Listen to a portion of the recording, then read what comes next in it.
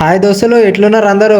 అమీర్పేట రోడ్ల పాటు తిరుగుతుంటే ఆకలి అవుతుందని చెప్పేసి ఇక్కడ కంకులు కనబడితే కంకుల దగ్గరికి వచ్చినాం. మీలో ఎంతమంది కంకులు అంటే ఇష్టమో కామెంట్ చేయర్రి.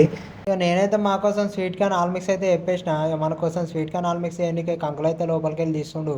కంకులు అయితే మంచిగా ఉడికినాయి, అందుకే మంచి స్మెల్ వస్తుంది. ఇక మన కోసం అయితే ఆల్ మిక్స్ చేయడానికి ఫస్ట్ అయితే కంకులను కట్ చేస్తున్నాడు భయ.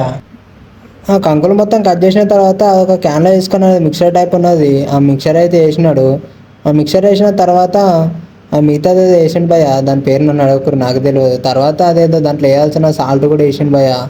సాల్ట్ వేసేసి ఏదో మసాలా వేసిండు. తర్వాత మిరపకాయ అయితే తీసుకొని కట్ చేస్తున్నాడు. మిరపకాయ అయితే టకటక కట్ చేస్తున్నాడు భయ.